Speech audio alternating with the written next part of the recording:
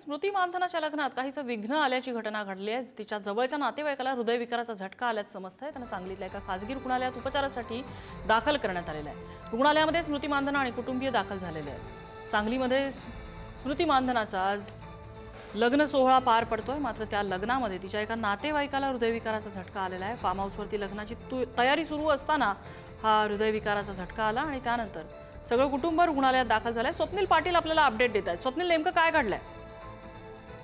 नक्कीच स्मृती मानधना येचा सांगलीतील समरोळी रस्त्यावरती असणाऱ्या फार्म हाऊस मध्ये आज लग्न सोहळा पार पडतो। या दरम्यान दुपारी 2:30 वाजण्याच्या सुमारास तिच्या जवळच्या नातेवाईकाला हृदयविकाराचा तीव्र झटका आला। त्यामुळे त्यांना खासगी रुग्णालयामध्ये दाखल करण्यात आलेलं आहे। 2च्या सुमारास सायंकाळी 4 वाजण्याच्या सुमारास स्मृती हिचा विवाह पार पडणार होता, तर त्यानुसार सकाळपासूनच या ठिकाणी जोरदार तयारी करण्यात आलेली आहे। 2 वाजता अचानक एक अँब्युलन्स या ठिकाणी आली आणि एका रुग्णाला घेऊन येथून त्या लग्नस्थळापासून बाहेर पडली, परंतु नेमकं कोण कुणाला हा हृदयविकार झटका आला हे समजू शकत नाहीये। स्मृती मानधनाच्या जवळच्या नातेवाईकाला हा हृदयविकार झटका आल्याचं सांगण्यात येते।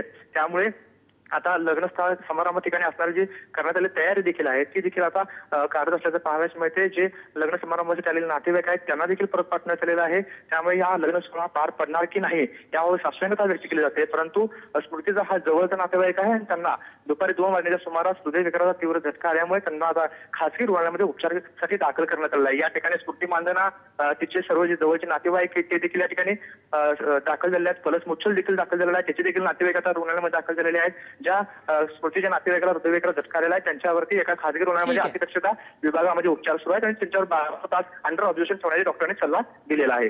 स्वप्नील, अपडेट घेत राहू तुर्तास। धन्यवाद या माहितीबद्दल। अतिशय दुर्दैवी घटना, अपडेट तुमच्यापर्यंत पोहोचवत राहणार आहोत।